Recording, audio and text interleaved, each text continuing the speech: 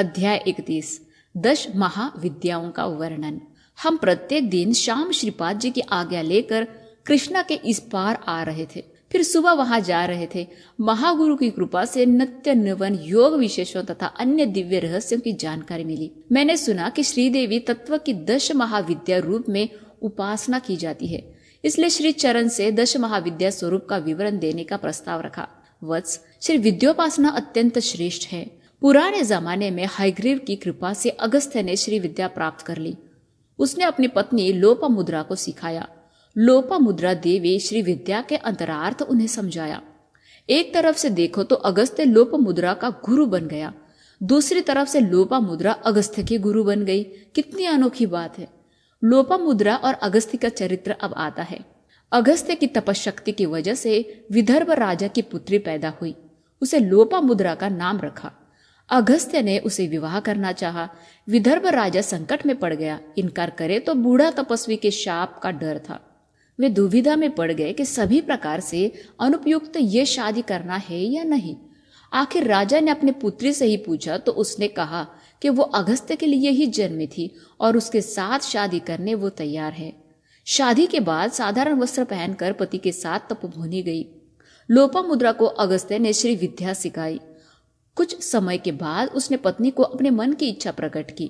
लोपामुद्रा ने कहा, नाथ, ललिता रूप की उपासना करके मैं खुद ललिता स्वरूपिणी बन गई। यदि आप शिव स्वरूप बने तो हम एक हो सकते हैं। अगस्त्य कठिन तपस्या करके शिव स्वरूप बन गया और उसके साथ रहना चाहा। तब फिर लोपामुद्रा ने शर्त रखी, नाथ, मैं क्षत्रिय वंशज हूँ। क्षत्रियोचित गहने, रेशमी कपड़े और भोग भाग्य के बगैर आपके साथ मेल मिलाप नहीं हो सकता। ये सभी के बगैर मेरे साथ संसार सुख चाहना धर्मयुक्त नहीं। इतना ही नहीं, आप भी अच्छी तरह गहनों से, रेशमी कपड़ों, सुगंधित द्रव्य आदि से सज धज कर आना है। विशेष धन कमाने वह इलवल नामक राक्षस के पास जाकर उसके भाई वातापी को माया जाप से हजम करके उस राक्षस से विशेष धन पाकर अपनी पत्नी की इच्छाएं पूरी करके उसके साथ वैवाहिक जीवन बिताया और संतान पाई। इलवल और वातापी दोनों भाई थे। वातापी बकरी का रूप धारण करता था। इलवल उस बकरी का वध करके उसे पकाकर अतिथियों को खिलाता था। भोजन के बाद इलवल वातापी को बाहर आने के लिए बुलाता है। वातापी पेट चीर के बाहर निकलता था। उस अतिथि को दोनों मिलकर खाते थे। अगस्त्य बकरी का मांस खाने के बाद इलवल ने हमेशा की तरह आवाज दी, परंतु अगस्त्य ने खाने के तुरंत बाद जीर्णम जीर्णम वातापी, जीर्णम कहा। उनके संकल्प के अनुसार वातापी हजम हो गया। दिया हुआ वचन निभाते इलवल ने अगस्त्य को विशेष धन दिया। दोनों राक्षसों को पीड़ा से दुनिया से छुटकारा मिली और वो मुक्त हो गए। यही अगस्त्य ने एक बार सप्त समुद्रों को पानी अपने कमंडलों में आकर्षित कर दिया था, यह हम सब जानते हैं। विंध्याचल का अहंकार छूर किया। आज भी दक्षिण देश में महासिद्ध रूप में विराजमान है। उन्होंने ही दुनिया को तमिल भाषा से परिचित करवाया। कई प्रदेशों में मंदिर बनवाए। जब मैं कल की भगवान के रूप में अवतरित होता हूँ तब परशुराम के भांति ये भी मेरा एक गुरु होगा। अब देवी 10 महाविद्याएं का वर्णन आता है। वत्स, 10 महाविद्याओं में काली प्रथम स्थान में रहती है। समस्त विद्याओं के आदि महाकाली है। उनकी विद्यामय विभूतियों को ही महाविद्या कहते हैं। अमुक समय में हिमालय के मतंग मुन्याश्रम में देवताओं ने महामाया की स्तुति की। अंबिका ने मतंग कन्या के रूप में दर्शन दिया। काजल की तरह कृष्ण वर में दिखाई देने के कारण इनका नाम काली बन गया।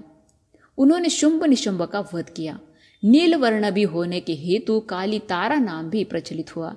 योग मार्ग से सिद्धि प्राप्त होने में सालों लग जाते हैं। जो लोग उसे कुछ माहों में या कतिपय दिनों में ही प्राप्त करना चाहिए तो काली की उपासना करते हैं, मगर साधना समय में काली शक्ति को अपने शरीर में आकर्षित करने के अवसर पर योगी को दुर्भर अग्नि सदृश जलन व पीड़ा से गुजरना पड़ता है। दूसरा महाविद्या रूप तारा है।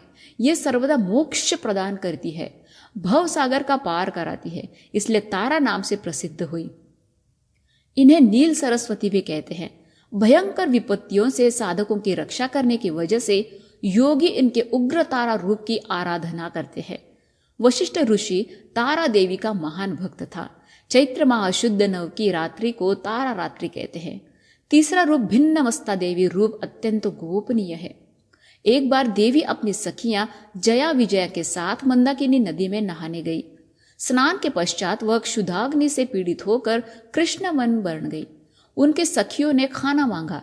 देवी ने अपना सर काटा तो कटा हुआ सर उनके वाम हस्त में गिर गया। उनके कबंध ने 3 धाराएं टूट पड़ी। 2 रक्त धाराओं को उनकी सखियों ने पी ली तो तीसरी को मां ने खुद पी लिया। उस दिन से वह भिन्नमस्ता नाम से विख्यात हुई।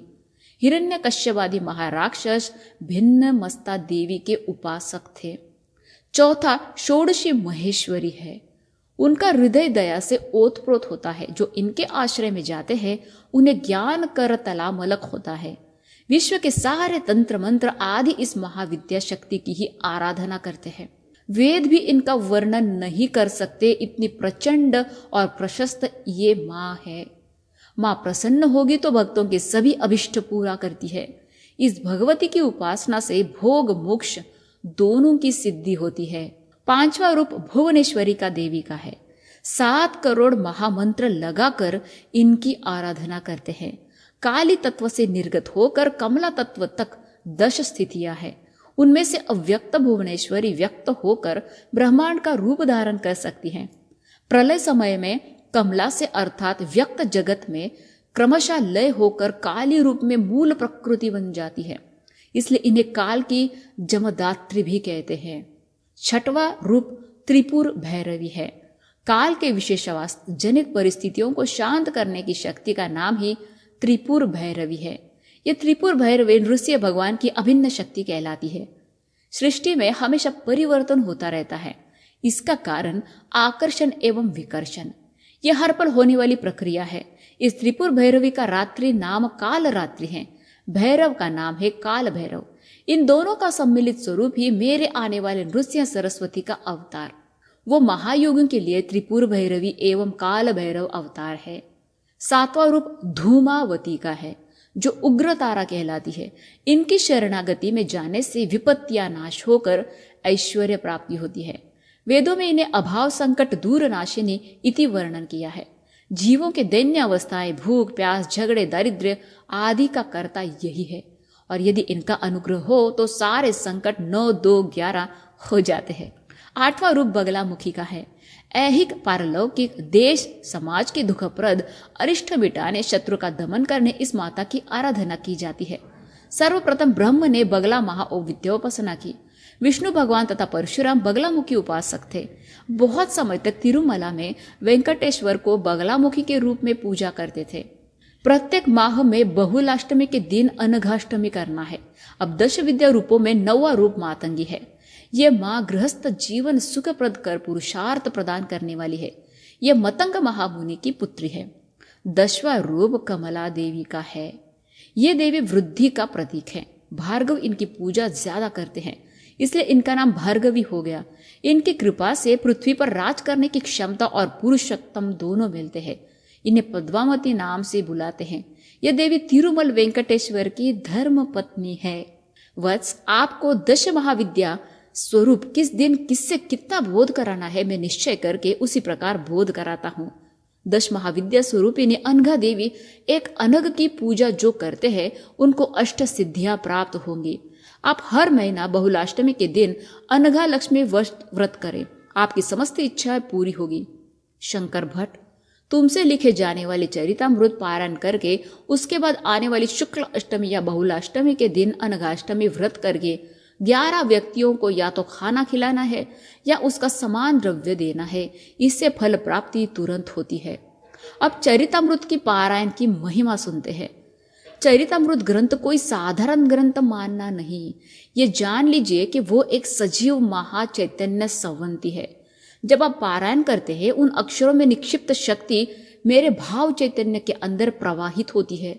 इसके पारायण से अनजाने में ही आप मुझसे भाव संकल्प में रहते हैं, जिससे आपकी धर्मबद्ध मांग पूरी होती है।